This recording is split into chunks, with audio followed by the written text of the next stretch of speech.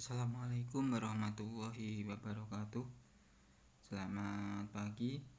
Anak-anakku kelas 12 produksi grafika. Bagaimana kabarnya pada pagi hari ini? Semoga kalian sehat selalu. Pada pagi hari ini saya akan menjelaskan materi yang kemarin saya sudah upload di Teams. Mungkin kalian sudah membaca. Semoga kalian sudah membacanya ya kemarin. Tinggal hari ini saya menjelaskan dan kalian memahaminya. Teknik cetak itu sebenarnya meliputi dari 5 cetak ya. Cetak datar, cetak dalam, cetak saring, cetak tinggi, dan juga cetak digital. Untuk teknik cetak yang akan saya ajar nanti itu cuman cetak datar, ya kan?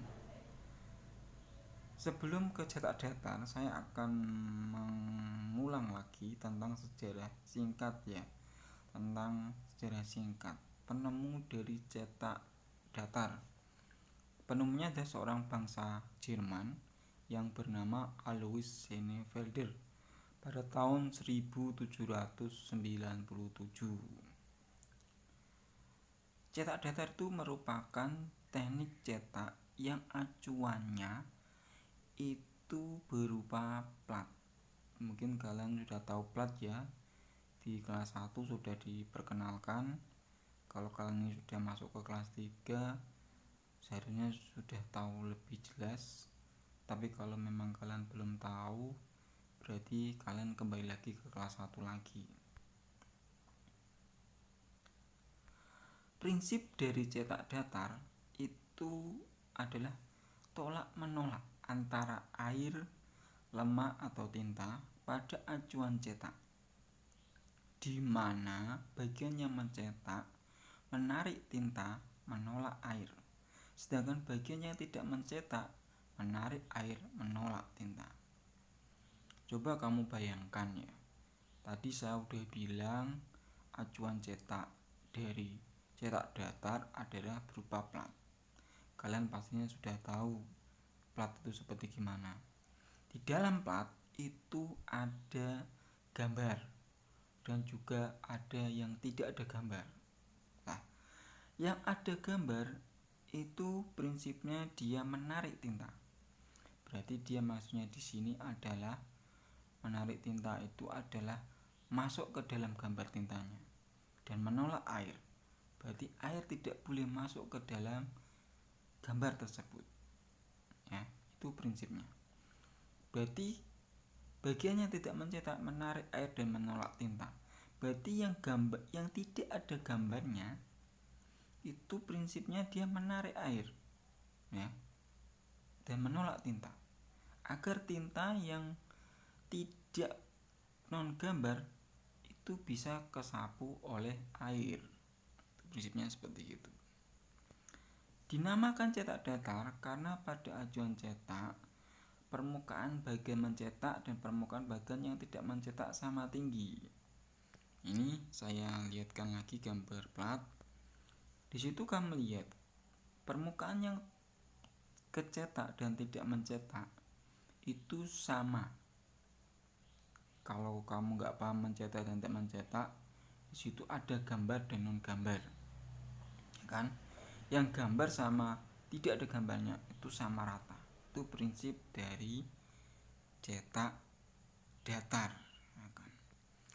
Proses cetak datar, ya kan? Proses cetak datar itu adalah prosesnya tidak langsung.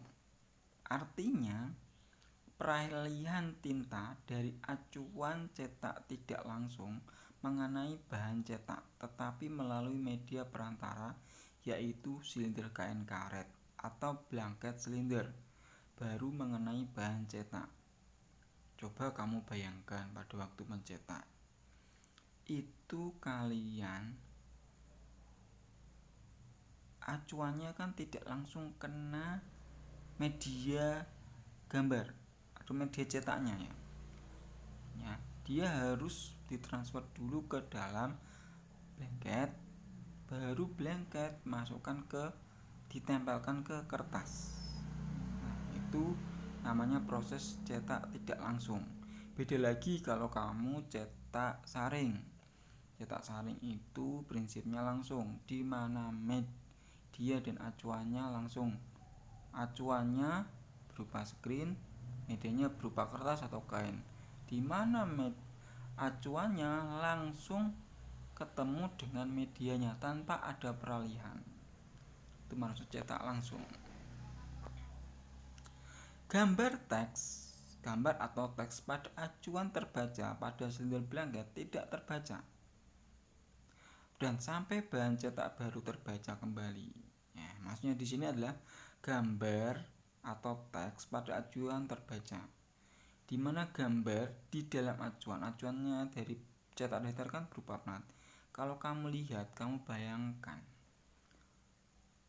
acuan cetaknya plat itu kalau kamu pasang pasti dia terbaca kan. Maksud terbaca itu tidak terbalik. Nah, pada waktu ditempelkan di blanket dia tidak terbaca, maksudnya dia terbalik di sini. Gambarnya terbalik dan masuk ke dalam ditempelkan ke bahan baru terbaca kembali. Maksudnya tidak terbalik. Ya. Cetak offset dengan pembasahan atau wet offset adalah proses cetak yang melibatkan banyak komponen dengan berbagai macam proses yang saling berkaitan. Semua komponen di mesin cetak datar itu saling berkaitan, tidak ada yang tidak. Setiap komponen dan setiap prosesnya akan mempengaruhi hasil cetakannya. Maksudnya di sini adalah bahwa semua komponen yang di dalam mesin itu mempengaruhi. Kalau ada salah satu dari komponen itu tidak bagus dan tidak sesuai dengan jalur, maka hasilnya juga tidak bagus. Contohnya, kalau airnya terlalu banyak, hasilnya juga tidak bagus, tidak ketara. Ya kan? Dan yang kedua, seumpamanya transportasinya kurang bagus, maka hasilnya juga kurang bagus. Maka semuanya itu berkaitan. Prosesnya akan mempengaruhi hasil cetakannya. Ya kan? Nih, contohnya proses cetaknya. Bahwa proses tidak langsung seperti gini. Ada plat, terus ada blanket, baru ke media bahan berupa adalah kertas. Mesin cetak data dibedakan berdasarkan cara masuk kertasnya itu dibagi dua. Pertama adalah mesin cetak lembaran set, yaitu mesin cetak yang menggunakan kertas lembaran. Maksudnya kalau kamu selama ini menggunakan cetak datar berupa lembaran ya, karena kertasnya sudah berupa lembaran, itu sudah dipotong. Yang kedua adalah mesin cetak gulungan, yaitu mesin cetak yang menggunakan kertas roll gulungan, berarti dia masih berupa gulungan, tidak dipotong. Nah, ini adalah mesin cetak set fed atau berupa lembaran. Yang ini adalah mesin cetak web fed, berarti masih berupa gulungan. Bisa dilihat di situ paling depan, di mana kertasnya itu masih berupa gulungan. Ya, cukup sampai sekian untuk pembelajaran pada hari ini. Semoga apa yang saya jelaskan kalian bisa memahaminya. Mungkin kalau ada pertanyaan bisa dimasukkan ke dalam kolom komentar. Untuk absensi, kalian saya kasih tugas dan absensi di bawahnya. Ya.